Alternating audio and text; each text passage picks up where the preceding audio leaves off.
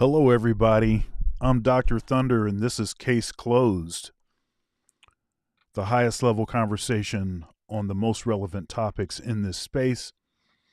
We have an all-star panel as usual, and we're talking on the topic circles of mistrust, shame, and guilt.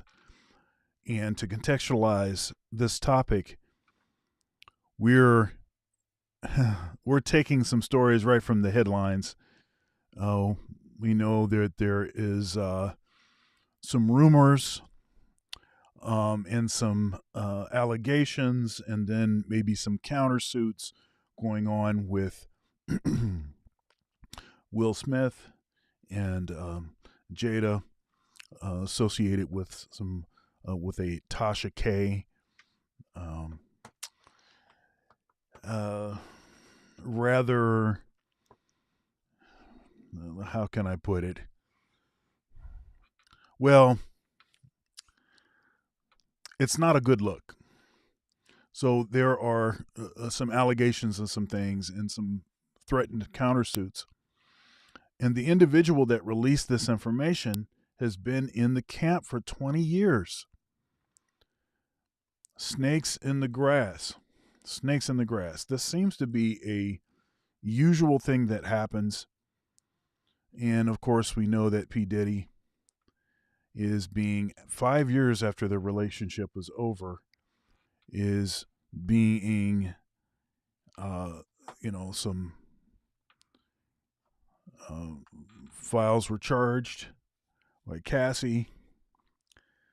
And yeah, so how does this go? What is the new thing? I think it was Henry Resilient that said that the new divorce is a lawsuit. Goodness gracious. All kinds of crazy stuff going on. But we are going to use these and other things, many other references, to contextualize this idea of choosing wisely the people that are your confidants, the people that are close to you, those that are in the inner circle, those that get shared information. And yeah, how do we weed out people? How do we weed out people from our personal and social circle? This is challenging. It's not just challenging for celebrities. It's challenging in your job, in the workplace. You prop folks up, you support them, and then when things change and they're given an opportunity to reciprocate, they're nowhere to be found. And I did a couple streams earlier this past week where I detailed and I talked about this idea that the Black community, one of our challenges is that we do not have a group ethic of reciprocity. And there's a lot of individuals, a lot of bad actors, individual bad actors. And when they are given the opportunity to reciprocate, seldom do so. Or they will use the little access that they have to attempt to get some big payday or whatever. And you see that in this instance. But even if it is just to get a promotion on one's job, is that really worth it in the long run? How do you manage your public persona and balance transparency versus secrecy? And how do you deal with betrayal? When you find out who it is, who the snake is, what do you do? We'll be talking about this and much more today on Case Closed. Let's go.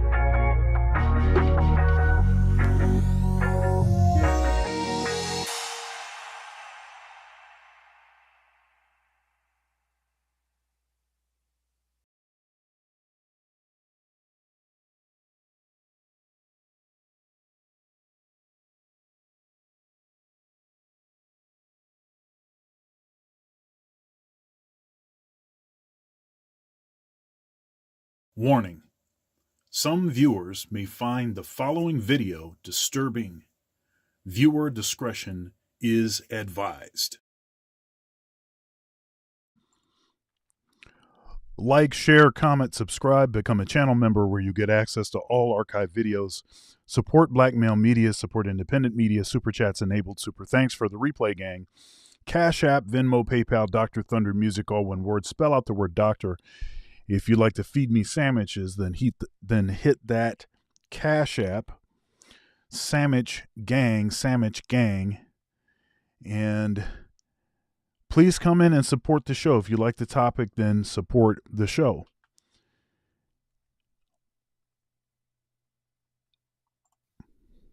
Take it away. Take it away, indeed.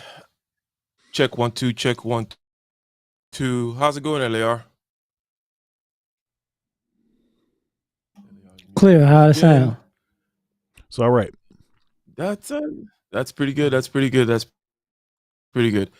So, Kaiser, why don't you give us some of the salacious details of the recent happenings on Tasha K's channel and with Will Smith, and fill in whatever details you feel are necessary. Dr. Thunder alluded to certain things, but why don't you just give us some details and a timeline, Kaiser?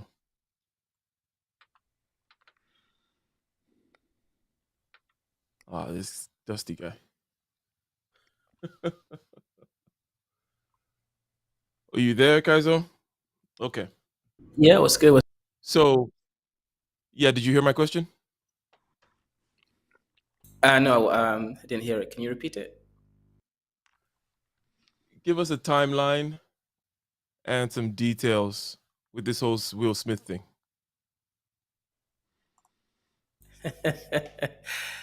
Okay. You mean you want me to go talking about the tea? Yeah, well, what's the general? Yeah, go ahead. Yeah, so on Tasha K's platform, this guy came through. I'm not going to mention his name. I don't want to be, making him bigger. But anyways, he came through, and he's someone who's known Will for over 20 years. And he was there during his young days when he used to be a musician. He's been there from the beginning. Now, this guy claims that he actually helped Will throughout a lot of stuff. So, whether it's legit, I guess we'll find out. But he said that he was there when Will had some issues with the law.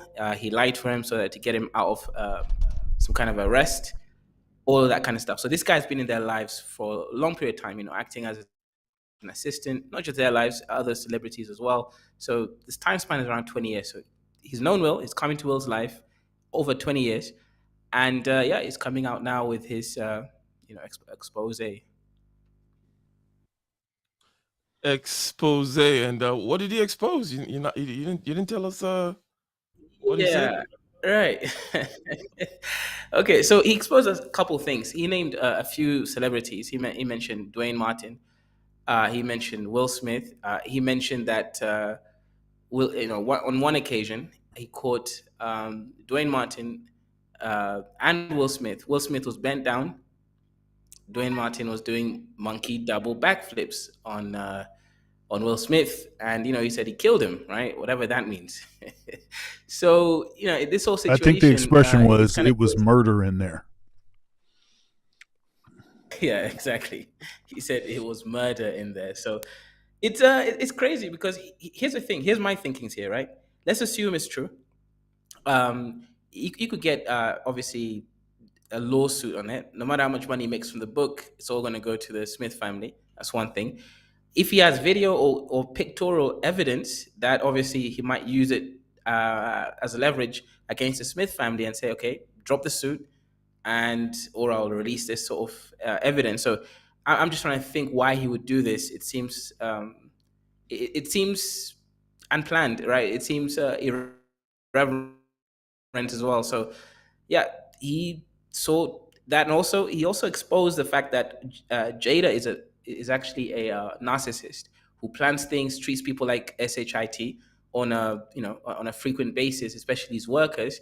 He's exposed the fact that apparently you know uh, the ex of Jada, right, Tupac, had a baby leg for a pipe. Meanwhile, our guy Will Smith has a pinky toe for a pipe, so he couldn't lay it straight, and that's why he had to get laid instead by Dwayne Martin. So, yeah, this is crazy stuff that he's exposing. He also All right, mentioned, all right, all right, all if I right. can add, he said some stuff about Jada also.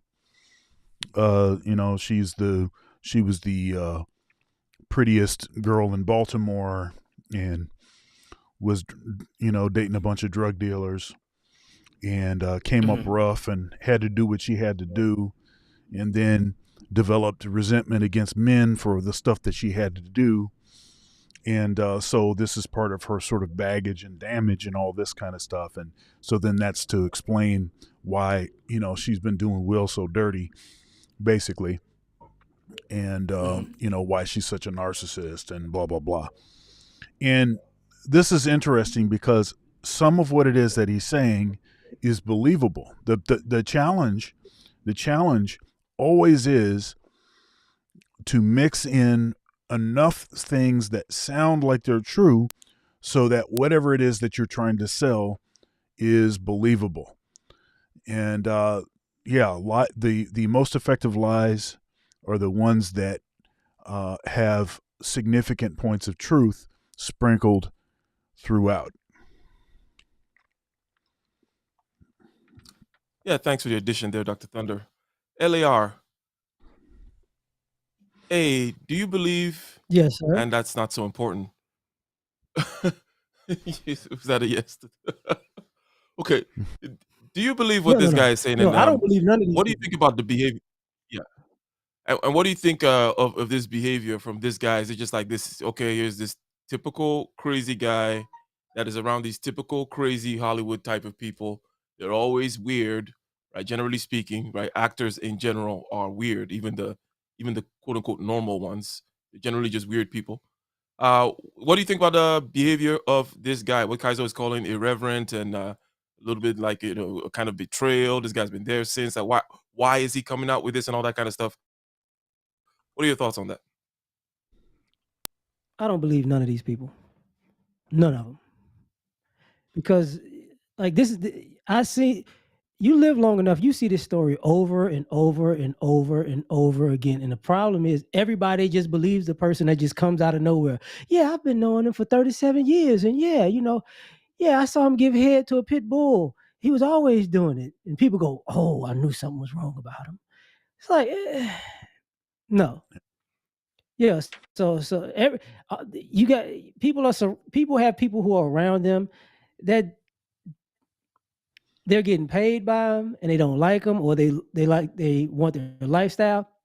Just common sense. So you mean to tell me you're a gay guy? You walked in on your friend who you've known for years, and the first time he was gay when you figured out he was getting banged by Dwayne Martin, but you've been around him for years. But now you just I didn't even know, and you sitting in there watching. You just sitting there watching, not participating, but just watching. Okay, I'm supposed to believe this now. And it's like, buddy, I just don't, And on top of that, you pretty much name a black celebrity, a black male celebrity right now, who hasn't been called gay, who hasn't had some sexual, or if it ain't sexual with a man, it's sexual with a woman, or it's some kind of issue with a woman or a gay person. It's the same issue. Or either quote unquote kids or whatever. It's the same thing over and over and over again. And guess what? If you run down 100 of these celebrities, maybe 4 of them in jail. And those sometimes are suspect because they get out. So it's like, you think he had proof? No, he don't need proof. That's the issue with all this stuff. You don't need proof. With the thing with Cassie and Diddy, you don't need proof. No. Who cares? It's all gossip.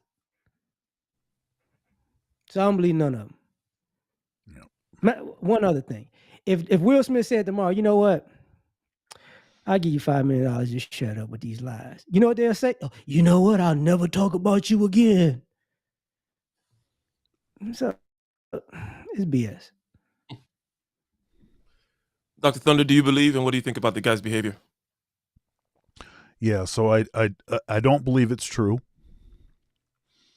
I think it is typical snake in the grass. I think people will do anything for their 15 minutes of fame. And and normies don't understand, ham and eggers, normies, regular folks, they don't understand how alluring and how tempting this 15 minutes of fame is for certain folks. Okay? These are all weird people, and they do all kinds of strange stuff to get a little bit of shine, a little bit more shine, a little bit of edge. Jada was chasing ayahuasca, went and got high on ayahuasca and demon possessed by some witch, right? And she's talking about this in her book tour on Lewis Howe's School of Greatness. Shout out to Lewis. You know, I did a story on this this past week, and just weird stuff. These celebrities do all kinds of weird stuff just to have like a little bit more riz, right? Just to get a little bit more shine, just to get a little bit more attention, just to get a little more eyes on them, to try to expand and extend their career just a little bit longer. Because the kind of power that you get from and the kind of people on your every word. See, normies are used to nobody paying attention to them anyway, unless they actually did something that was of value. So normies don't, so I think it's hard for people to understand why somebody would do something like this. And then so these snakes in the grass are able to take advantage of that. They're able to take advantage of that, because then it's like, well, this must be true, because why would somebody do this? It couldn't just be this 15 minutes of fame that they're going to get. Yeah, it could. Yes, it could. And it seems totally ridiculous. This dude would be camping out for 2 years. 2 years. I'm sorry, 20 years. 20 years just to do this. And Will was willing to promote his book. He was willing to promote his book. And still, I'm telling you, this is, it's despicable. Now, let's say it is true. Let's say Will is rainbow. Okay? Let's say that's the case. Even if it's true, this dude hung out for 20 years, and this is supposed to be his associate and his friend, in order to kick some dust on him. This is some morally reprehensible, despicable kind of stuff. If it's true or not doesn't matter. And consider this too, even if it is true, and say if he has evidence of it, he can't release the evidence unless he wants to get sued, because he didn't have permission to video, if that would be the evidence, or he wouldn't have the permission to do that. So this dude is willing to, for this 15 minutes of fame, it is so alluring to him that he's willing to basically have nothing for the rest of his life. Because Will Smith and Jada Smith, yeah, they're in the media and they're getting drugged and stuff, and have been for the last couple of years. But they know everybody. They have power. They can get at you. So I'm just saying. Kaiser, did the guy give any reason at all? Did he allude to any reason why he's doing this? Is this something else he's revealing regarding, oh, these guys are horrible people anyway, so I might as well come out and betray them now? They betrayed me first, or they've been always been horrible to me, and treated me like a slave these past 20 years. Like, or he's just straight out come saying, hey, I've been this guy's friend for 20 years, and I'm just gonna say all this kind of crap. And is no one is asking him why, or did he say anything like that? What are your thoughts, Kaiser?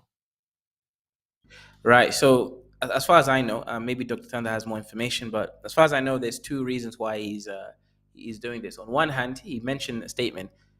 Um, Will was not my friend. I was his friend during the latter years of the relationship. So he's alluding to the point, which he actually did clarify a little bit later, that Jada was mean to him. Jada treated him like trash, and Will didn't do anything to stand up for him, or things alluding to that sort of rhetoric. So more or less, Will didn't stand up for himself and didn't stand up for this guy. So he's coming out and exposing the family as a whole, because he exposed both Will and Jada. So yeah, Will was not his friend, but he was Will's friend. That's his reasoning. Hmm. And do you believe, by the way, this guy? No, no. Okay, well, it depends what you mean by believe him, right? Like, do you mean do I believe what he saw? Here's the thing, right? I do like Dr. Thunder stand on, standing with innocent till proven guilty sort of stance. I like that. The first person, actually LR mentioned it as well, right? The first person that comes out with a story tends to get believed, and this tends to actually harm men in the process, because men go into all these issues, especially in the UK. If a woman claims that you've abused her, you're gonna get kicked out of your house, and you have to pay rent for your house that you've been removed from, because basically the first person who reports something is believed, right? So I do want to take caution on that, right? But if you do also look at the other thing with Hollywood, Hollywood is an interesting place, right? And as far as I know, a lot of these times, these tends to be initiation circles. You do certain things which you can never undo, so that you never come out against someone else. So you don't know what sort of satanic practices exist in these sort of situation. Is Will actually rainbow in his head? I don't think so. Did Will perhaps partake, in drinking the forbidden fruit? Possibly. This is a good point. Here, I just want to acknowledge Andre 416 Reform with the $5 Canadian dollars, saying salute to the panel and chat. Thank you very much for that support. That's evidence that the super chat function is fully operational. Yeah, were you gonna comment on what Kaiser said, Dr. Thunder? Or? Yeah, and that is a good point. There is a lot of, let's make these brothers wear dresses. Let's make them do some questionable stuff. Let's kick some dust on these ninjas, bringing up a lot of these sort of, minstrel show and slavery sort of stereotypes about black men. Black men are down for any kind of friction. See, the thing is that's why that this is even believable, and it's such a betrayal. It's such a betrayal that another black man would be kicking that kind of dust, right? It makes it diabolical, because of all of this, this bogus stuff, and these bogus images of black men, taking advantage of those for the sake of a payday or for some shine or to promote his book, or even if it's just for some get back. You let Jada get at me, and you didn't do anything, and after all these years I've been holding you down, X, Y, and Z. So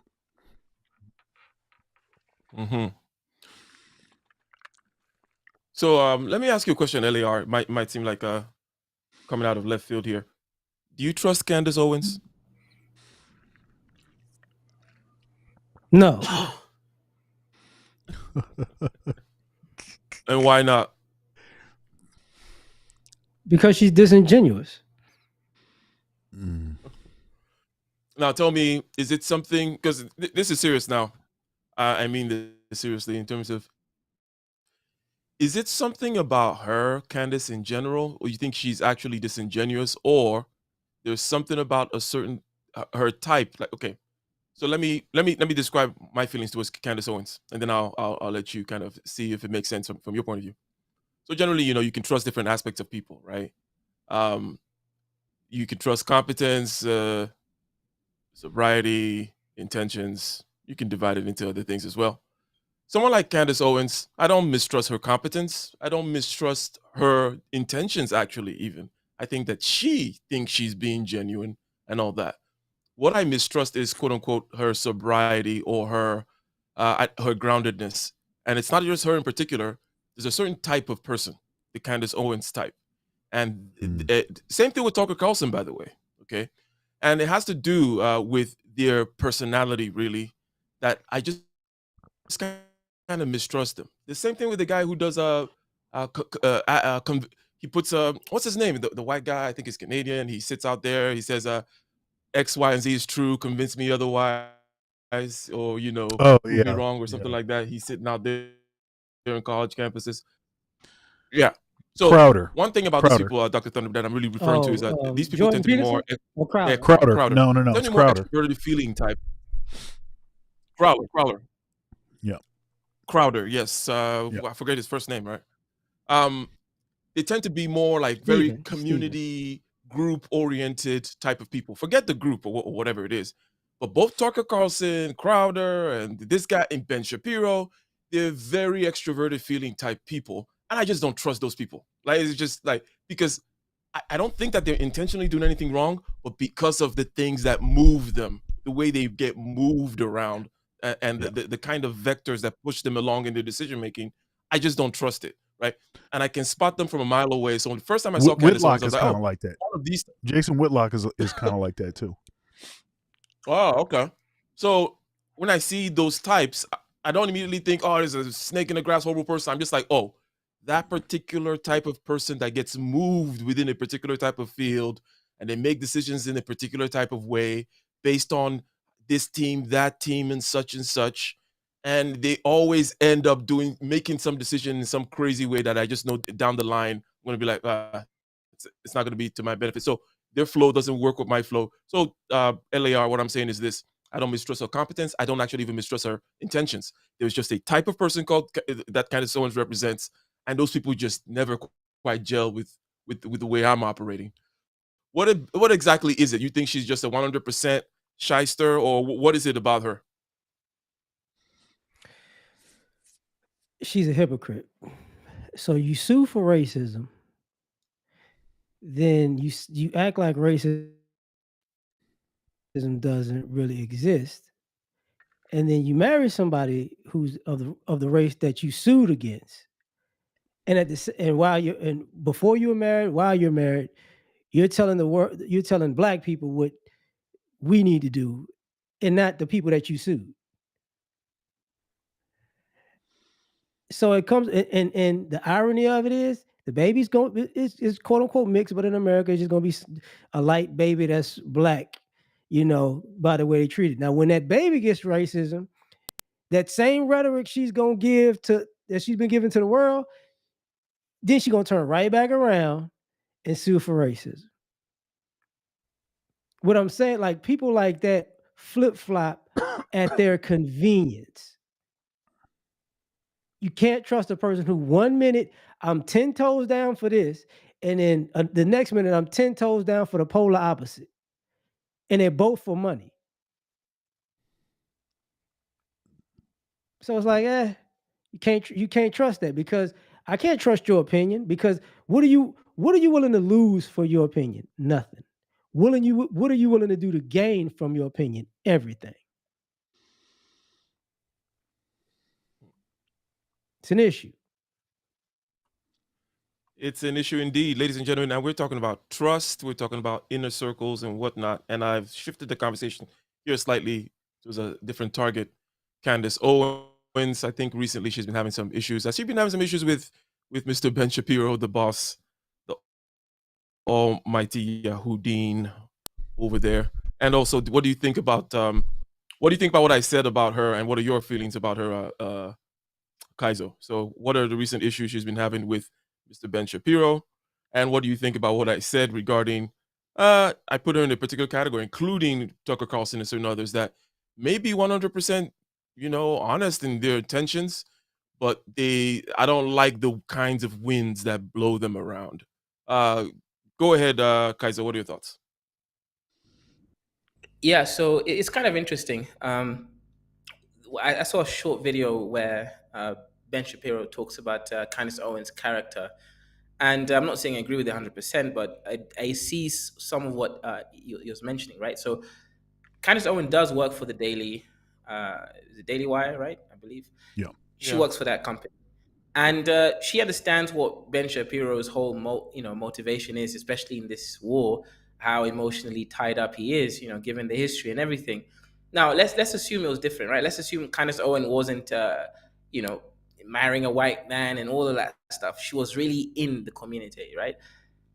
If someone mentioned something that was let's say, because it's an emotional issue, right, for Ben Shapiro, right, that he's an Israeli sympathizer because of his race and everything, right? So let's assume this was to do with black people and some kind of issue that's going on against black people. Let's just reverse the situation and it's a black issue, right? And let's assume she is part of the black community. In general, if you know what your boss's stand is on something, right, and they've disagreed on many other topics in the past, and she says her own mind and everything, right? She's disagreed on COVID, for example. Ben Shapiro did actually apologize that he was wrong on it later onwards, right? She was said, hey, look, I don't trust the certain information that we're getting from this situation. Point is, this was something that she knows her boss is emotionally linked to. And the point is, I do agree with them a little bit. That's bad behavior to go give a very alternative point of view when you do work for this company that does have a certain narrative. It's like if Dr. Thunder or Elia or you start hiring people to work on a multimedia network for your channels, and someone understands that this is a pivotal point, but starts to pivot on the opposite team. There is that level of, hey, listen, we are on this team. This is what you're paid for.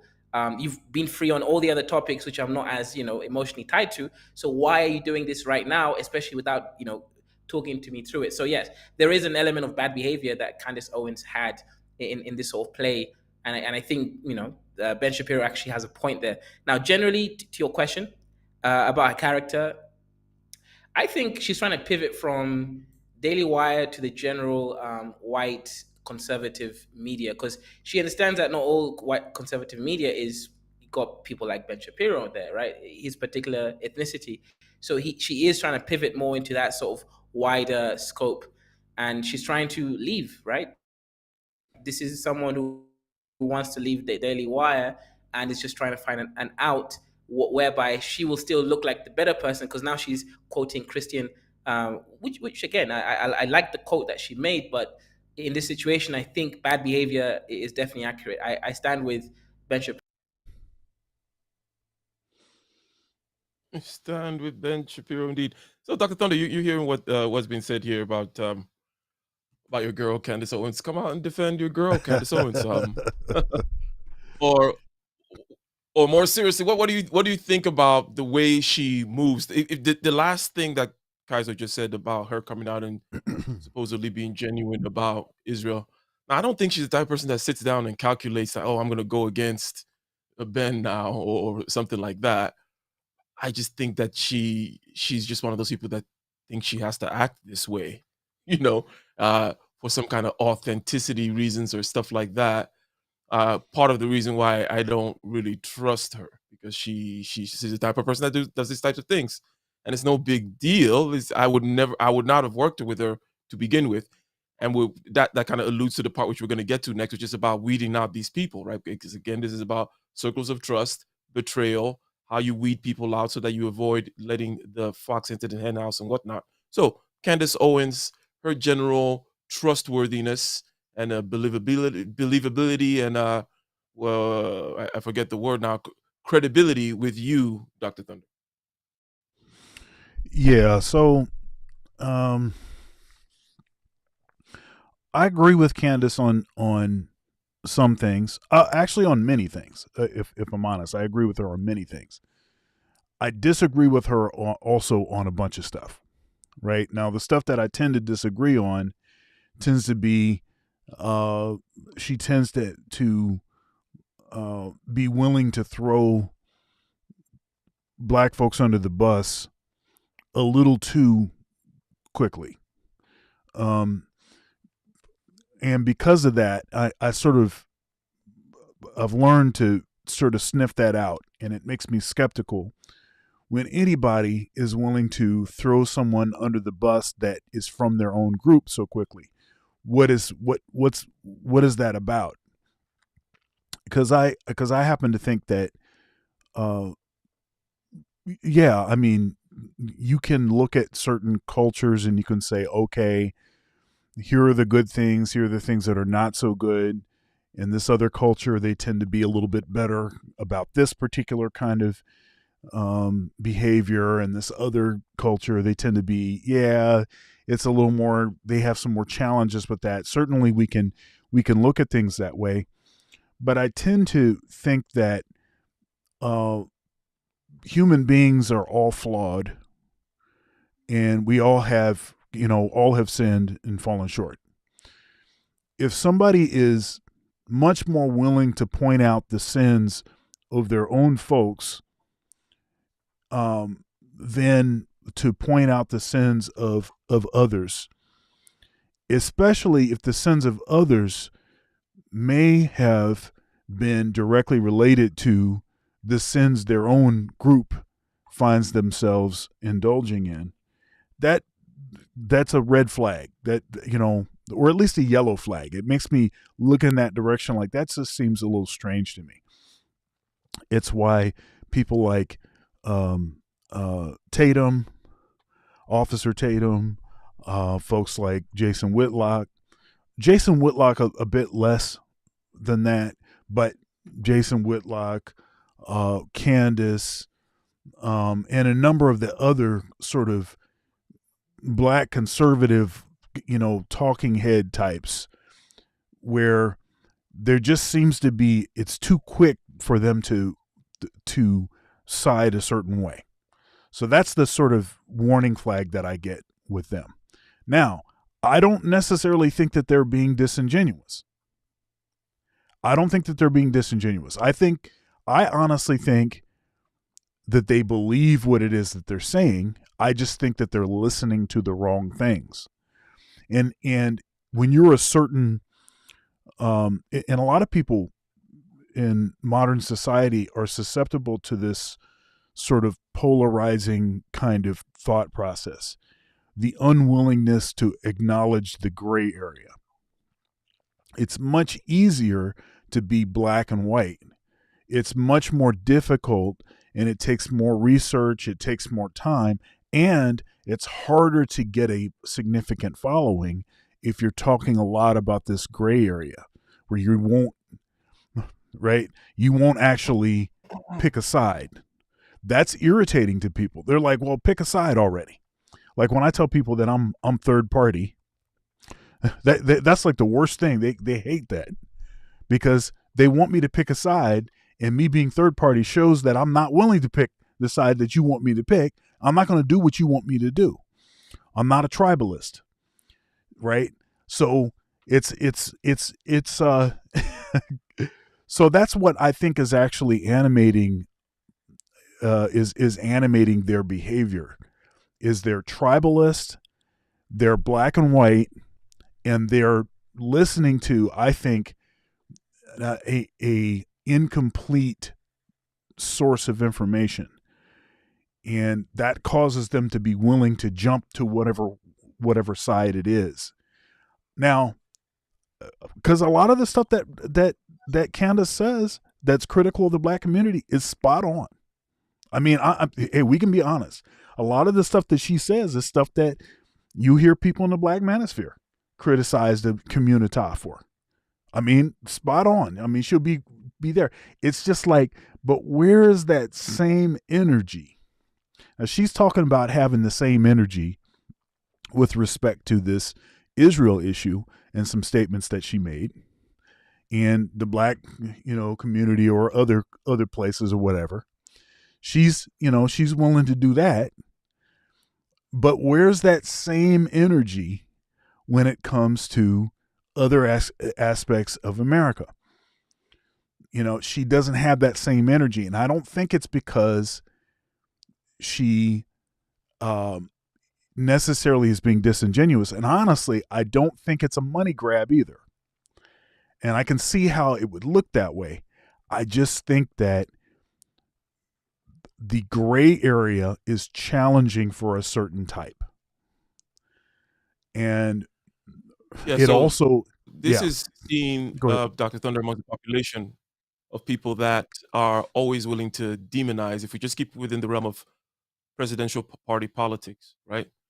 There's always people for whom Barack Obama was just a devil, for example. And I'm just like, look, I'm not a Democrat. I wasn't really down for the things that Barack was doing in terms of his program and what he achieved. But why is he a devil? And then to some people, it's Trump derangement syndrome is an extreme example of the types of winds that blow, the types of diseases these types of people are susceptible to, right? Some people think Joe Biden is, the Antichrist or something, right? And they really, and I've always, politically, I never kind of saw the reason to do that with your opponent. It's just like, okay, these are all politicians, right? Number one. Why do we have to get all ad hominem and personal, and what's this kind of, this guy's my savior, that guy's my team, this one is a devil, that type of stuff. It happens constantly. So I think that what you're saying, Dr. Thunder, is not far-fetched.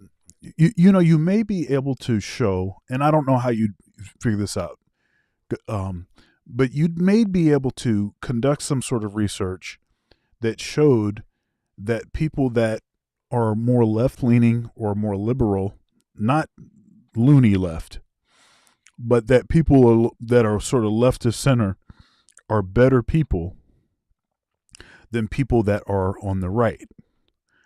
You may be able to show that on an individual level. Who is it that's going to be more generous? Who is it that, is going to be reliable, dependable, actually, be there for you when you need it? You may be able to show that. But I don't care about that in politics.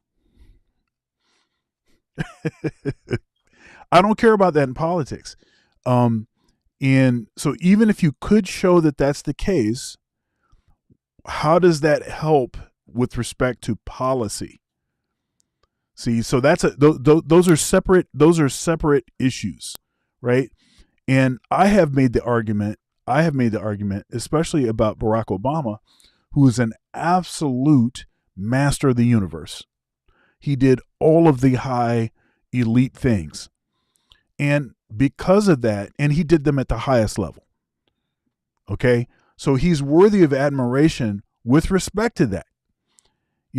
I would probably get along with Barack Obama very well.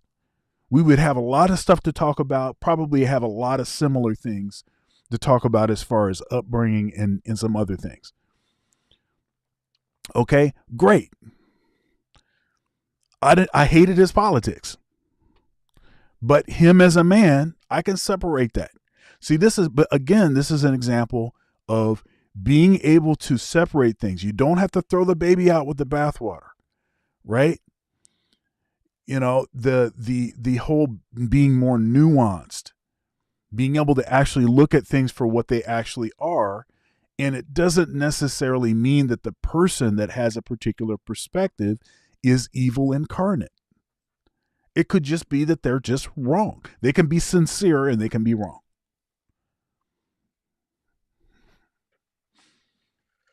So, LAR, I want to ask you something before I go to Kaiser here. We start talking about how to develop the discernment, testing, and retesting people when it comes to coming into your inner circle and whatnot. One of the things that I've found to over the years to one of the sieves that I use, one of the rubrics that I use for sieving people out, weeding people out, is this thing Dr. Thunder just talked about. These people whom are tribal. When I say that, I'm not trying to say that they're somehow different from the human beings are tribal. That's one thing. But then you have people whom are moved by tribal feeling. and the other side is they have a this kind of, I'm going to demonize the other side. Things are typically coming from a position of feeling that rather than cut thinking. Once I spot that in people, and I mean, it was even one of my college friends that I was close to, right? He was that kind of guy. And I literally even kind of told him, I was like, people like you, XYZ, whatever, right? I remember telling two people like this in college, like, yeah, you guys, you're a certain way. You think I'm a certain way. I'm not how you are, okay? And over time, you'll find out that, you know, things are not going to work out the way you think are going to work out, generally speaking, because they tend to be kind of they have this rose-colored glasses too, the way they kind of look at things and relationships as well, of all kinds. And you're just like, bro, that's not how I look at things. That's not how I see my interactions with people. Okay, this is not some kind of crazy Disney whatever. You got too much heart on your sleeves type BS. Anyways, LAR. Okay, I know I already asked you about Candace here, but you are, as I say, a man of the people. But over the conversations that we've had, I know that even though you represent the people that I call extroverted feeling type people, you are still somehow able to not get too weird, crazy, tribalistic. This person's a devil, that this person is not. When you get asked the question, even though you give the general response, you try to be at least nuanced. How do you, and I'm being serious, develop that capacity? And do you know this type of other messy way of being that we're talking about when it comes to team and group and family and backbiting and all this type of social drama, right? So you seem to be someone that's kind of comfortable with the social drama, but somehow you've been able to develop a little bit of wisdom to be able to navigate that space well. How do you do it? And how do you navigate in these spaces? Because this is the spaces we're getting into now. We're getting into how you navigate in the social space with people and their drama and whatnot. If any of that makes sense, LAR, go ahead and respond. For me, I think I navigated because ego is not important to me. I've been in enough life situations to understand that if if you see yourself as one thing in your head, it might be different from who you are as a person. So sometimes when you're present in a moment, when you're accustomed to being present in a moment, your ego is not really relevant. You know, sometimes people are ran by their feelings. Like, I enter the building and, today we're going to war because I want to get this job accomplished. I get people do that, but sometimes you actually don't get the job accomplished because you're still in the mode of I came here for war and da da da da da. You can't look at all the options on the board. Um, the issue, the other thing is literally and figuratively, I got hit in the mouth by life. You get what I'm saying? So it doesn't like you. I can't take everything so seriously. I've had experiences where I could have lost my life. I got experience where I saved a life. Like I don't. It's not. Life is more precious than BS. So a lot of things that anger me as a human being, I let them go. Because truth be told, if it's really that serious, we could just get to the real. Let's really see how serious this is going to be. And most people aren't willing to take it where their ego says that they are. Um, the other thing, just about people, um, let me say like the trust thing. It's hard to trust people because you don't know their situations. See, people's trust changes with their situations, and they might not tell you what they're going through because they could have started with good intentions, but their situation makes it go. You know what? If I do this, like life puts you in a bind where at times your suffering isn't necessarily about you in the sense of God's just punishing you. Sometimes you need to see who you are under pressure. And you got to have the wisdom to look at people and go, that's a different person under pressure. They might be trustworthy when everything is comfortable, but they're untrustworthy when everything is uncomfortable. And you got to know how to figure out if it's uncomfortable for them. Not necessarily what's going on with you, but what's going on with them. See, there are people who are straightforward when they're comfortable and uncomfortable, but there are people who will lie when they're uncomfortable, and they'll be straightforward when they're comfortable. So you only learn these things in dealing with people. Like you can't pick. You're not gonna pick a winner every time. People are different. You know. Worst thing I think about it about Mm. like even like people like Candace Owens and all those people, it's for me they're disingenuous, but beyond them being disingenuous, it's I don't like their ego because their ego is delusional. It's kind of like having a bunch of people walk around and say I'm alpha, but you're looking at them like your whole demeanor doesn't come off if you ever been in an alpha situation that you've been tested.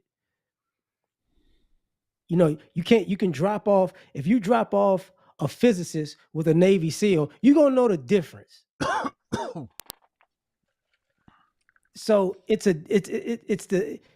this, maybe it's a world thing, but I think it's for Americans. We got so invested in superhero ideology that we look at ourselves as more than we are. So it's weird, but that's my point. That's pretty good. It's pretty good. You talk about developing wisdom as a result of getting hit in the mouth, punched in the mouth by life. That typically is a good space, generally speaking, for people to develop, right? And also keeping your ego in check. If you're this type of person, you need to make sure that you're not just 100% run by your feelings. You're saying, "Hey, we're going that kind of we're going to war" attitude. You end up not really achieving much, making things worse. What I notice about these types of people is they're always at war about, and this could ruin their life. It could, cause them to die an early death because of all the issues that they keep on bringing up, all the wars they keep on wanting to fight over some perceived grievance for one group, another group. Somebody betrayed me, somebody looked at me wrong, even up to the level of microaggressions too. But anyways, Kaizo, uh, LAR has told you to keep your physicist ego in check. You ain't no Navy SEAL, bruh. But from your perspective, you're a PhD. Uh, from Uh-oh. your perspective, okay, because LAR is kind of like he's coming from the perspective of someone whom is again he's a man of the people. He moves in social circles. I think more than anyone else in this panel, he kind of navigates that space and he's giving his perspective from that regard. Um, I can talk about developing discernment, which is my kind of thing. Spotting a certain type of person from a mile away, immediately putting them in a particular category. I like to talk about orbits, right? There's close orbits and then there's far orbits. Um, Typically, I fix people in an orbit immediately, and hence there's typically not a lot of craziness that happens. No matter what somebody does, I expected it, and I don't need to change course often. But my way of doing things is kind of like an introvert telling other people, "Hey, just go in your room and stay by yourself all the time and practice the guitar. That's how you do it." And extroverts are like, "What the hell are you talking about? How can I just lock myself up? Blah blah blah." So I know that my way is very very much personality dependent. But you, Kaizo, you're more of a extrovert people person as well too. So how do you test and retest? Because that tends to be your method. You will go out there and test and retest people and such. I just see it from a mile away and just keep them away at whatever distance I need to keep them away at. How do you do these tests and retests? How important is it so that you don't get too many snakes in the grass? How have you developed over the years? Perhaps maybe some lessons you've learned when it comes to testing people and not allowing too many snakes in. Go ahead. Yeah. So rule number one, the things that I think hold the most to me, so things that could lead to criminal charges or anything else that you're holding back, I don't let anyone have access to that sort of information. So I wouldn't do a will, right? And out there bending doing monkey double backflips and stuff in the living room, right? So there's certain things which I don't allow anyone else to With an see Yeah, unlocked get out door. there. With an unlocked yeah, door you where gotta anybody can Right. just walk in and Exactly. in a Yeah. nice hotel in Arizona or something. Like, lock the Right. door. Exactly. So yeah, exactly. So I lock the back uh, door, better than the some back people do these door. days. What?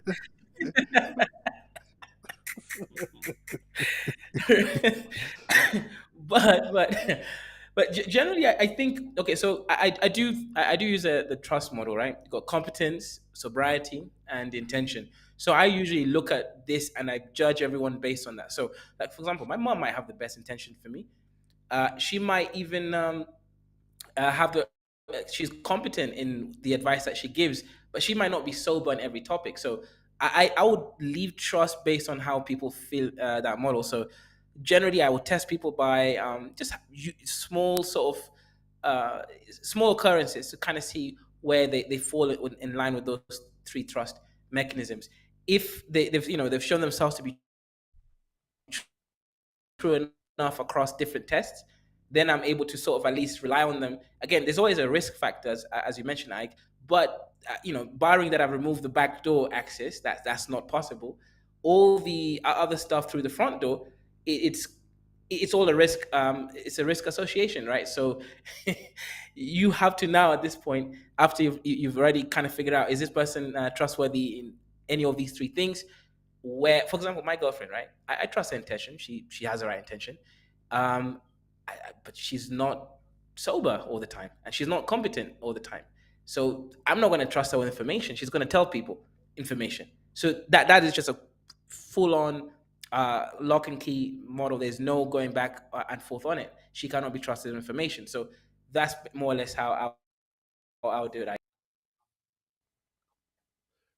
Yeah, and this is good. I mentioned first, at least in this show, this sobriety, competence, and intentions thing. I heard it first from you, and I think that is something that people should try to develop in terms of understanding that this, oh, I don't trust you or I trust you stuff. It's like, no, it's not just some kind of weird all encompassing thing.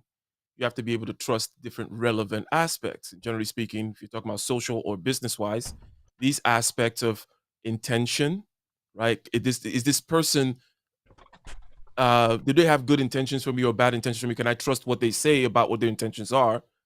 And also then the competence. Can this person, no matter how good they are, how great they are and how much they want to serve the Lord, are they a competent musician or not? Right. And then number three, are they sober? Like, is this the kind of person that I can count on? They're going to be stoic. They're going to be great at the foxhole, keeping their stoic bearing and keeping masculine frame or whatever. Or is the kind of person that is likely to fly off the handle? They're easy to kind of get conflicted by certain types of associations. So Mm. perhaps to interpret what Kaiser was saying, you need to test people on these three aspects. Yeah, he trusts his mother's intentions and his mother's competence, but he knows his mom's not always sober and everything. And that's fine. Like, you'd be like, okay, mom, don't trust mom's sobriety. Boom, check. You said the same thing about your girlfriend. You say, hey, she's not the most competent in certain things and not the most sober. So I'm not going to be trusting her in that regard, while I also trust her intention. So if you combine what you said with what LAR said, regarding, checking your ego, being able to check people, other people's ego and all that kind of stuff, that'll be a good thing. So, Mr. or Dr. Thunder, I should say, when it comes to testing and retesting people, okay, um, Kaiser said that he does this, little tests, and that there's a risk involved, and you're always kind of checking to see if this pattern works, even if it's somebody that you trust, right? You've tested them 1,000 times. You're always, every time it's still this automatic test program is still running to see, well, they're still who they say they are, right? It's asymptotic, if you will. No one is ever 100%, even if you might as well trust them 100%, but it's still. Uh, Anyways, Dr. Thunder, how do you test people to bring them into your circle or not? Because I believe that you probably do something similar.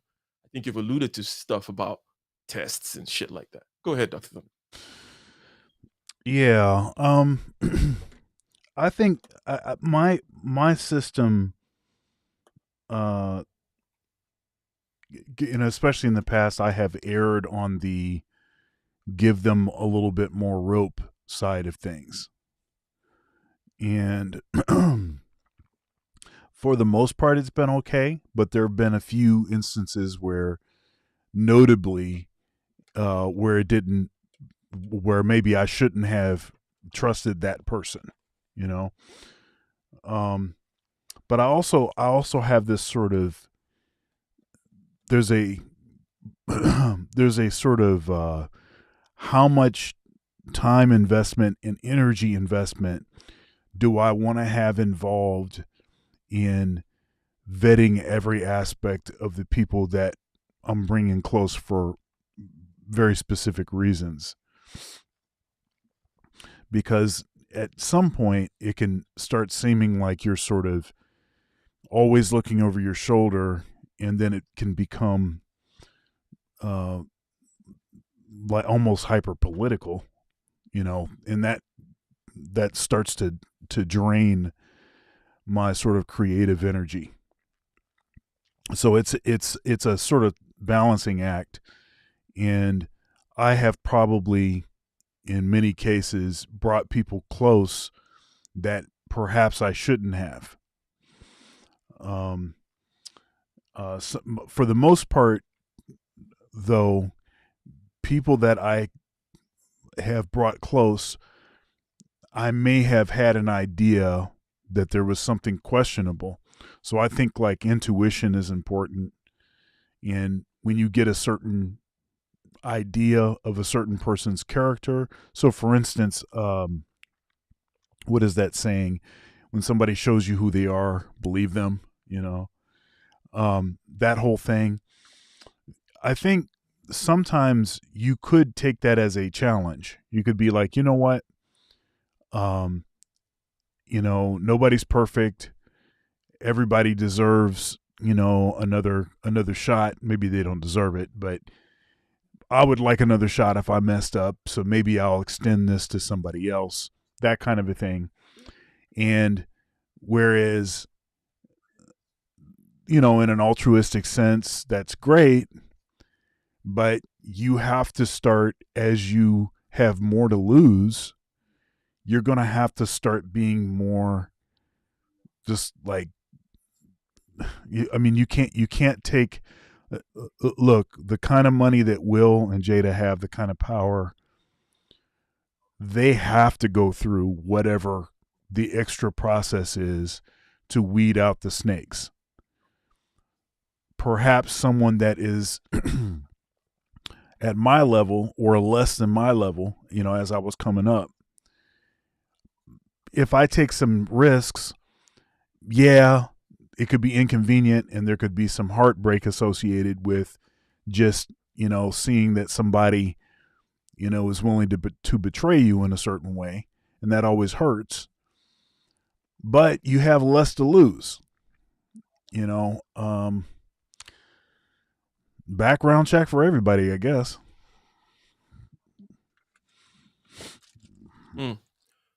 Background check for everybody. Now, let's get into dealing with betrayal. So this guy is, stuck the knife in the back of Will Smith, twisted it, come out there, selling the book, talking about all this stuff, and giving a rather flimsy reason, saying, well, you weren't really my friend. Which is like the most ridiculous. Yeah, I was your friend, but you weren't my friend. I mean, it really just puts him in a bad light. It might work for selling books and whatnot, but that's the most ridiculous type of thing to say. But I guess he doesn't care, right? And if he can do that kind of thing, it kind of makes me wonder, like, why the hell did Will not see this in this type of person? Okay, or maybe he tried to keep him at a particular distance. Maybe that's what Will was trying to do, right? Will was trying to keep the guy at a particular distance, but it was not far enough such that he could still cause damage. Will married and Jada. so on and so forth. And if it's just 100%, yeah, well, I guess Will is not the best when it comes to discernment, right? I guess.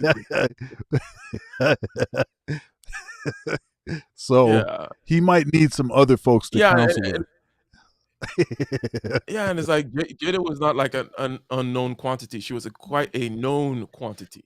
It wasn't like random chick and no things went left. It's like no, you chose to go out there to get with this crazy person who's known as been crazy forever, and somehow, um, anyways. So LAR, um, dealing with betrayal. Okay, dealing with betrayal, dealing with when life punches you in the mouth, literally and figuratively. Some people say, you need to find trusted people to talk to, is one thing that people say, right? Which makes sense. Find some other trusted people that you can kind of give this, don't practice um, vengeance because it'll eat you alive or whatever. Acknowledge and accept. Don't blame yourself, whatever the hell that means. Don't blame yourself, that they say. You can practice self care by doing a rebound. I guess rebound is a form of self care. In that right, Dr. Thunder? That can also help as well. But when it comes to dealing with betrayal, I think one thing you mentioned, LAR, is kind of like the end product of the journey of dealing with betrayal, which is you can't take things too seriously. Right? You can't be taking people or things too seriously anymore, including yourself and the whole ego thing. But what are your thoughts, generally speaking, when it comes to dealing with betrayal? Any of these things you would recommend, such as talking with a trusted person, acknowledging, accepting, practicing forgiveness, don't to avoid retaliation and stuff like that. What are your thoughts? You got to move on because you don't know where it started. You don't know where the envy started. You don't know where the hatred and the resentment started. And the reason I say that is because just using Will as an example, I think the Will's issue was he got too big. See, the Will Smith she married and the Will Smith that wound up being her husband years later, it's two different guys. Mm. And what happens is when you see people, when you like even with this fake friend, when you see somebody 20, 30 years ago and they're like, oh, you're gonna be all right. You're gonna be a little successful. And then they see all of that, they're like, wait a minute, I think I'm better than you. How did you get all of this? Ooh, that's good. Yep. So the betrayal comes after the success. And sometimes it doesn't even have to be a big success. Sometimes people are smart, they're resourceful. Sometimes people always land on their feet, and people who fall down have an issue with that. So you deal with betrayal by moving on. Just like using him as an example again. That man is too busy to know that you plotting on him. Yeah. Yep. Bingo. So people who are constantly moving have no idea. Like he has no idea how many people really don't like him. And he can't even give a real reason half of the time. Like Jada can't give a real reason because it'll sound dumb. This guy can't give a real reason because it'll sound dumb. These things, I know all too well that sometimes, and it sucks to say this, sometimes people betray you because they want to ruin you, because they know you have the propensity to crush them, and then they could publicly be a victim. So what either you could walk away and keep and the reason why they don't like you it'll still be there, or you could turn back around and step on them, and then they could cry to the world, oh, I'm a victim, I didn't do nothing, and look at what they did to me, and da da da da da. I'm suing or put them in jail or both. You put the person who betrayed in a precarious situation, because if you stab me in the back, the issue ain't necessarily that you stabbed me in the back. The issue is you didn't finish the job, and now I'm turning around, and you don't have the knife no more. That's a problem. I don't know if y'all ever seen it like in real time. I've seen people get sucker punched in real time, and then the person doesn't fall, and they turn around, and they go, hold up, brother, wait. I've seen people pull guns on people, And the gun jam. Oh, wait. Hold up. Time out, brother. Time out, brother. You know, I've seen people get guns pulled out on them, and they say, go ahead and shoot it. If you shoot it, then your whole family going down. You know how this ends. And the person, I gotta go. I can't take it. Like, when you're the type of person who betrays somebody, the interesting thing is people don't know how this story ends a lot of times. If you're a backstabber, you're only probably going to be in company with another backstabber. So even if you got something out of the deal, the next person you with that you're so close with, they gonna stab you too. I was telling my lady the same thing about Cassie. I was like, Cassie and the Diddy thing. She just got money. All of a sudden, all these problems about to go away. But I said, give her marriage 2 more years. That same husband gonna divorce her and take half. Because he was working for Diddy when they met. Yeah. This same guy who I knew Will was doing all this stuff. Did you? Did you really? Did you really? How could, if you're gonna get money from it, who you gonna be with? Nobody is gonna actually be in the company of somebody who's a public backstabber. Nobody who has any kind of integrity. So you know who you're gonna wind up with, your own kind. Like, I say this and I'm gonna end. True story. Katrina happened. Guys were out here stealing and scamming the system. They went in whole other cities with a bunch of money, scamming the system. Inviting people over. Like, man, look at all this stuff we got. Now you stealing, you scamming, and your friends that you're inviting to see all the stuff you got are thieves and scammers. And you leave your apartment and come back, and guess what? Yep. I can't believe I got robbed. Well. You didn't see that coming, did you? Right? So that's the normal, that's the circle of life, folks. But I will leave it at that.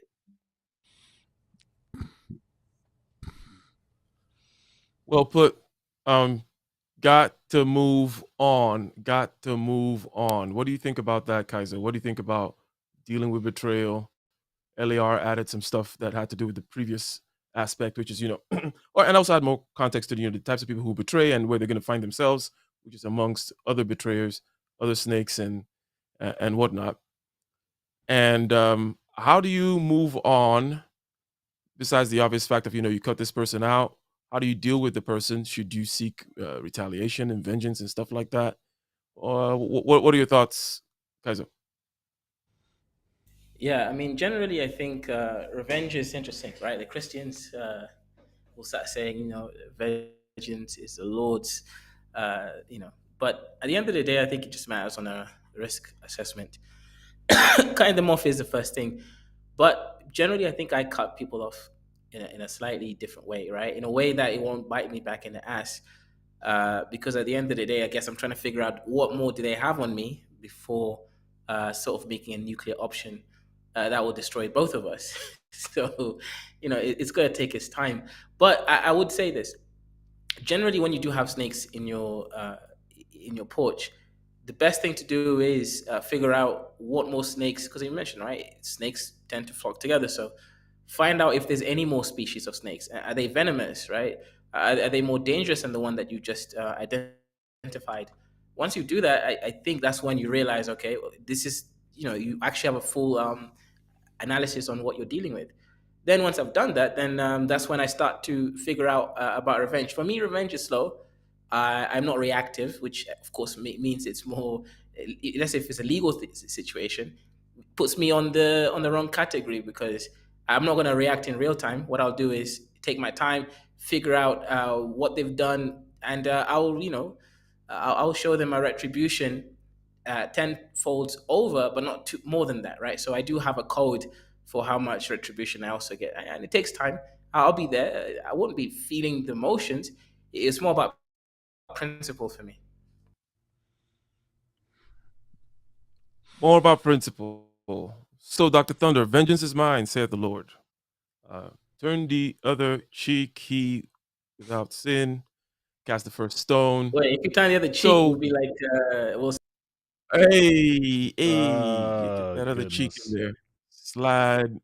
Slide out of the cheek in there. Uh, so, Dr. Thunder. That's crazy. What were your thoughts about, dealing with betrayal, having to move on from betrayal? What's the process like? LAR says you got to move on, and I think that everybody generally would agree with that. People want to move on. People don't want to be stuck in that particular rut. The question is, how do they move on? How do they get past it? How do they rearrange their lives? How do they pick themselves back up? What are your thoughts, Dr. Thunder? Yeah. So that turn the other cheek, I think, is referenced wrongly frequently. So some folks see you Christians are supposed to be just like let everybody take advantage of you. That's actually not what the point is there. And you only have one other cheek, as it were. And there still is this implication that of self-preservation. But before you take sort of retaliation on someone, before you do something to somebody else, you want to make sure that you've done what you can do to rectify the situation peacefully, right? Because violence is not particularly beneficial for anyone. If you can rectify a situation without coming to violence, then that's going to be good. Now, an eye for an eye and a tooth for a tooth, the purpose of that, people also don't understand. This principle is because human nature is such that if somebody wrongs you, you always want to do worse to them than they did to you. There's a sense of escalation. This is just human. It's a sense of escalation. So, for instance, if somebody cuts my hand off, I want to cut their arm off, right? If somebody smacks me in the face, I want to shoot them. If somebody, does something to my sister, I want to kill them, right? So it's always an escalation. It's never a balanced thing. And so the purpose of an eye for an eye was to establish some sense of sameness. It wasn't to say that this is the ideal scenario. It was just to say, look, y'all ninjas are out here taking stuff, and your retribution is not anywhere equivalent to how you were being wronged. And so let's try to figure out something that is on the same level, at least. So referencing that and using it as they did something to me, so I am owed the same thing, an eye for an eye, that's taking that out of context. It wasn't for the purpose of saying this is what you should do if somebody does this other thing to you. It was saying, look, you guys are way out of balance. So at least let's get something on paper here, right? You don't have to take, right? Vengeance is mine, says the Lord, right? And let's talk about this idea even of forgiveness. So, and people will constantly say, see, forgiveness is for you, is not really for the other person. Forgiveness is for you. And there's some truth to that, because at least you can walk around and you can be light. You don't have to be thinking about all of these people that did you wrong and how you're going to, get your get back and make them pay for this and that. But also in this context, Christians are not, Christianity is not, karma doesn't exist. Okay, so for a Christian, there is no such thing as karma.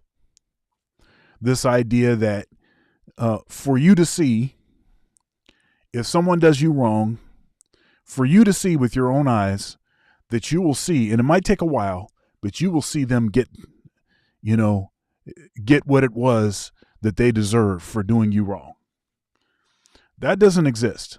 There's too many examples of people that are good people, they work hard, and they're poor for their lifetime. And despicable, terrible people that are filthy rich, that never had to do anything in their life, and they have everything just handed to them. Okay? So in this world, and this is, I'm going to wrap this up, but there's this one challenge that a lot of people have to believing in God is something called the problem of evil. And the problem of evil is that though there is a God that is a personal God, in other words, one that understands what kinds of turmoil and pain each individual would undergo, even though that is the case, God allows evil to exist, right? And people have a challenge with that because evil causes pain, and people that didn't even do anything wrong, they didn't do anything to deserve the pain or the betrayal, right? And so it's hard for people to come together emotionally with the idea that God exists.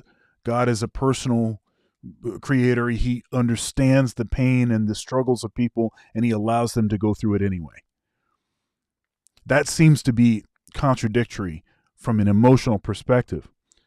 There's no problem with it with respect to the intellectual argument. It's possible for those two things to exist. We just don't like it. Free will is a son of a gun. In order for there to be free will, it means that we must be able to inflict damage on other people, and they must be able to inflict damage on us. And that is a son of a gun. But that is no argument against the existence of a God. It is just an argument against this idea of allowing people to suffer. If you're a good God, then why are you allowing people to suffer? Well, that's a challenge, but it's not a logical problem. So I'm saying this stuff to say that I'm saying this stuff to say, look, you may think that you understand how to get your get back, right? And you'll feel better if you get your get back. But ultimately, you won't. You're never going to feel whole. Okay, you get your get back, and it's still going to be empty. It'll still be empty because the nature of man is that if this person did this to me, I want to get the maximum amount out of it. And even in that scenario, it's still empty. Imagine people when they go to an execution, when this person that's being executed is the one that killed their daughter or that killed their son. And they're seeing them in the electric chair, and they get fried. And they always say, well, I feel better that this is concluded. But do you think that they, even for a second, have any more peace? Even for a second, do you think that they feel any better? Truly better. Because their son or their daughter is gone. There is no replacement. So chasing get back and retribution is the most empty thing that you can do. And my perspective on this and the way that I handle this is people have done me wrong. People continue to do me wrong. People are probably talking about me right now. Somebody plotting against me. And this plotting against me began when I was very young, second grade. This has been happening to me my entire life. Now I can allow that to take me over, and then basically my mission now is to basically get back rather than to be on my purpose and to do what it is that I don't want to sound too religious, but what it is that I believe I'm called to do. Or I can be focused on making people pay. And I just think that's empty. Rock One with the $20 super chat. Thank you very much. Saying respectable perspectives. Thank you very much. 100%. Shout out to Andre saying retribution doesn't make you feel better. This is in line with Kaizo's thought there that, if you're going to do something, you can't be doing it from a place of feeling and whatnot, right? If you need to check someone at some point, you need to rectify a situation, whether it be 5 minutes after something happened or 10 years after something happened. Now let's talk about your public persona, right? Because Will Smith perhaps kept certain things secret.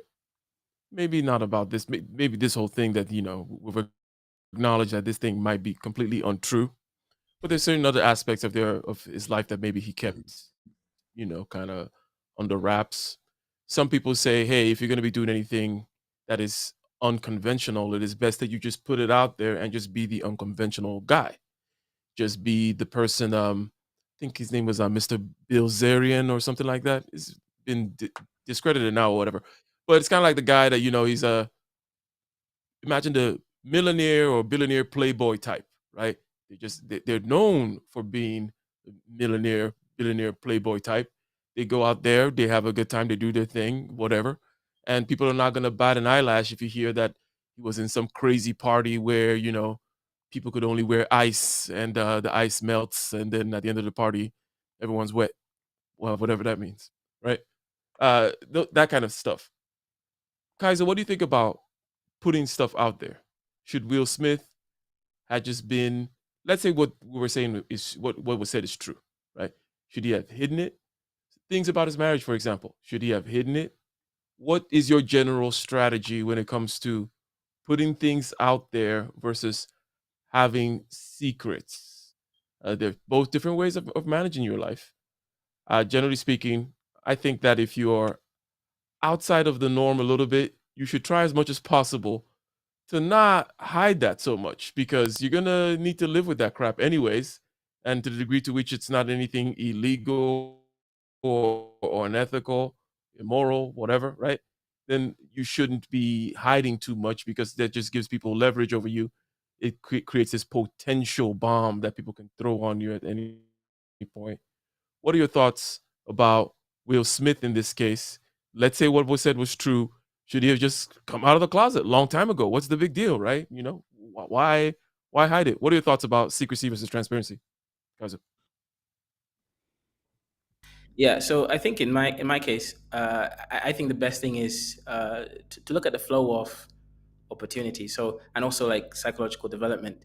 Not everybody is going to be able to deal with the repercussions at every stage in their life. So when you're young, you think whatever everyone else says matters so much. So most people generally would be harmed by, let's say, secrets coming out that are socially reprehensible. So an example is that young boy who Nigerian hackers hacked his phone, got naked pictures of him, and threatened to release it to his friend's family if he didn't give him the money. Now the young guy didn't have enough money; he sent half, and these hackers laughed at him, and unfortunately, the young man took his life. So I think it depends on your psychological evolution. So as we get older, and some of us who are more introspective, we come to terms with certain things. So in my case, if naked pictures of me go up, it really wouldn't matter at this point, in the same way as it would have been when I was like much younger. So generally thinking, I think this is a time it's a time complexity problem. However, there's also a branding issue for someone like Will Smith. His lifestyle is very extravagant, and what that means is, if let's say something like this comes out and people believe it, what that would mean is he would lose the kinds of roles he would get in movies. Sure, he could leverage it and get way more new roles doing, uh, monkey double backdoor flips in movies, but that What? will be short lived, right? So What? the point is, um, he has a brand, right? He's a strong male lead, the good looking guy in the movie, and that would ruin his money if he comes out as a crayon color. Hmm. Elia, what do you think about that? Think he will have been negatively affected? You think there's a lane, perhaps? Maybe he needs to go to a separate lane. Maybe he can't be doing action hero stuff anymore, but he can still do stuff. Rainbow is not necessarily that much of a bad thing to be in the Hollywood circles and whatnot. What are your thoughts about Will Smith in this case, and also in general, just coming out there and putting your business out there, be proud of it, and then you don't have to worry about this other BS. I honestly don't think he cares. Like every time something happens, somebody talks about Will Smith and he did this and he did this, and I heard or saw him do something back in the day. You see a video of Will Smith in Dubai skydiving. Like Yeah. you see him somewhere in Tanzania on a safari. He's like, look, man, I'm successful. I done made it. Shit, I don't care. Say whatever you want to say. I don't care. And to me, like, I think that's what's driving people crazy, because in my opinion, people keep coming out with more and more stories because he keeps ignoring them. Yep. It's like, oh, Will ain't gonna fight back. What is he gonna do? Oh, he gonna be in the Bahamas somewhere, like whatever, man. And the interesting thing is people aren't really taking into consideration, for one, you have people using, what did you call it? The let's get busy together community. Yeah. They're always calling somebody part of their group. And nobody ever says a thing. As far as the action hero, I mean, do people still watch The Godfather? Is that still considered a gangster movie, right? Didn't Who's they say gay that in there? about Marlon Brando? Yeah. Go Marlon Mark. Oh, Brando. okay. I mean, You know last what? You time know I what? checked, And it was kind of known, like what Marlon was doing. Like Marlon was a known crazy person all the whole time, right? And it didn't matter. John Wayne got an airport. I'm just saying. Airport. I mean, so like, and sometimes is it true or is it a rumor? But at the end of the day, life keeps moving forward. You're trying to, like, let me just believe what you're saying. Let me just believe it. A man who's acting for a living is gay. Ooh, would I be shocked or surprised? No. Do I care? No. Does he care? No. Right. I mean, to me, it's like people just want somebody to look, man. He just say you did it. Say you did it. Like, whatever. Didn't Eddie Murphy have the same issue? Um, who was the other guy? Of course, it's Will now. Diddy had the same issue. Heck, people say Martin Luther King was cheating on his wife because of the Spike Lee movie. The whole Bill Cosby situation, it was people who, I died 40 years ago, but he touched me. I'm coming back to sue. Like, Michael Jackson had the kids who wound up it not being true, but people ran with the story anyways. Like, Yeah. this is what happens. People, R. Kelly's in jail, but people can see the complete hypocrisy in the situation with all of the people who said he did something to him. Oh, he did something to me when I lied to him about my age. Okay, now we got a problem. Now you got Keke Palmer in this whole situation. And her mother calling Usher part of the same community because he wouldn't flirt with her daughter. Like, Oh, goodness. I mean, the only person we could say maybe Dwight Howard got caught. That's probably the best we can say. Dwight Howard got caught. Everybody else is like, it's always suspect. You know, you gotta think about this. We're talking about Will Smith and what's and the allegations of possibly would happen that you can't prove to be true, and that stands up more than, I don't know, what was the word, entanglements that were admitted to and got pictures. I mean, hey man, you know what? She's sleeping with her her son's friend. Will Smith possibly was in a room with Dwayne Martin. I guess like Dwayne Martin somewhere. Like, man, how I get in this one? But you know what?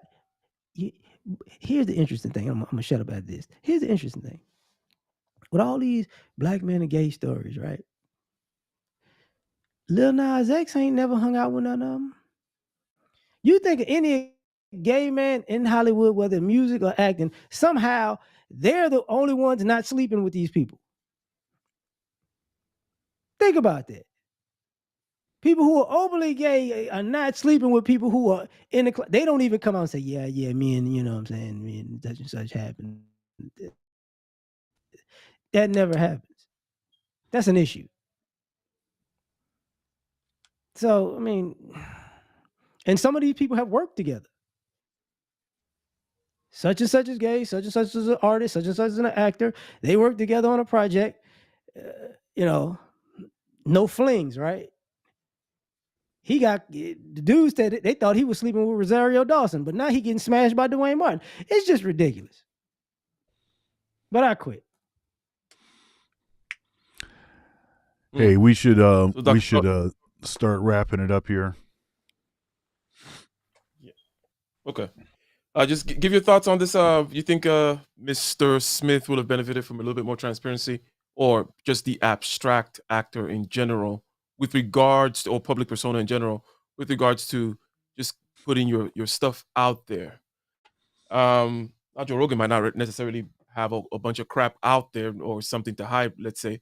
But he's an example of someone who just kind of grew up in the public eye and had this kind of very all revealing podcast right from the very beginning. He's like one of the podcast king. Him and Adam Carolla pretty much kind of birthed this whole YouTube podcast thing since back in the day, right? So, and his whole thing has been to say whatever he's gonna say, joke about the N-word, talk about doing drugs and all the other crazy stuff, and blah blah blah, and invite people on to say all kinds of crap about him and of his life and such. There's not much that's not out there about him, so it's hard to kind of take him down. What are your thoughts about this thing, generally speaking? Also, with regards to Will Smith as well, secrecy versus transparency. Yeah, I think that that whole honesty is the best policy business. There's some truth to that. It does have the tendency to protect you from, stuff that you don't want people to know, as it were, stuff that's secretive. But some stuff you can't share. And it's not going to help anybody if you share it. And yeah, I suppose if that stuff gets out, then maybe it makes you susceptible to this sort of thing. But it's not really anybody's business. And so really, you just have to be careful, with the way that you move and who that you bring close to you, as we're talking about in this situation. If somebody's going to be around you for 20 years, that can't be the kind that would, get in your closet and start telling everybody about your stuff. So, it's one or the other. It's one or the other.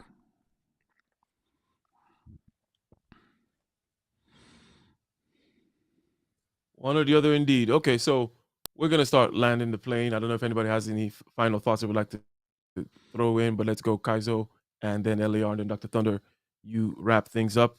Ladies and gentlemen, thank you, Rock Juan and Andre, for the super chat. Thanks to the other people listening quietly and those participating in the chat as well. We're talking about circles of trust and mistrust. We went through the idea of, well, how do you weed out people from your personal and social circle, whether it's a work group or a family group or whatever it may be?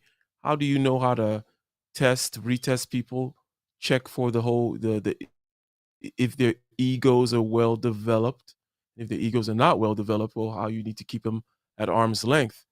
How do you deal with betrayal of this kind, right? And also, how do you handle your public persona? What do you put out there? How do you protect yourself and whatnot? So, Kaizo, any final thoughts on this? Shout out to Candace Owens and Will Smith for being good foils for the conversation. Kaizo, LAR, Dr. Thunder. Yeah, I think for me, the takeaway that I want people to take on is, hey, know that trust has components. Don't just get an intuition or feeling that you can trust someone without going into the specifics. Competence, are they competent in the thing that you want to trust them in, right? Like, let's say you have a business partner, are they competent in executing or not? Intention, right? Do they have the right intention? Are they, is their spirit actually good or not an evil spirit? That's the intention part. And then obviously you have sobriety. Are they sober? For example, let's say if it's a business partner, have they ever handled that much money before? Do they have a gambling addiction, right? Do they have debt issues? There's so many things going on here. And, let's say you bring on someone who's got gambling addiction, they've got debt issues, and they've never handled that much money before. So you bring them onto your business, which has, several a lot of high value clients, and you basically get annoyed at the fact that you could trust them because their intention was in the right place, and that ruins you in a way. So yeah, I'd just say break it down and figure out if the person meets the conditions that you set. In terms of snakes, test people, man. Like, don't just bring in snakes all the way in, and again, make sure there's no backdoor, to your business, right? Like, do things the right way, right? Don't be turning other cheeks and stuff, right? Not every biblical code is good, right? Keep to some, standards separate there, and I think that's it, right? And in terms of Candace, I understand that talents like that, they're gonna want to go their own way at some point, so be fluid like water. Like water. Don't let snakes all the way in. LAR, what are your final thoughts?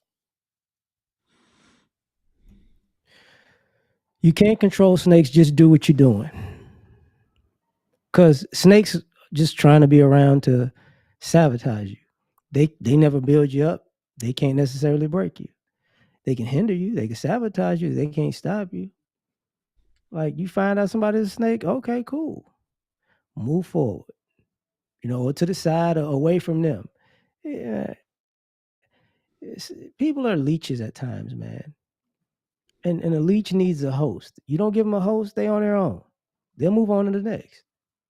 And truth be told, why would you waste your life worrying about somebody who's wasting their life trying to latch on to somebody to sabotage them in the first place? Yep. There you go. So that's my point. I'm done. All right, Dr. Thunder, take us out. Yeah, like the video. Thanks for the supporters.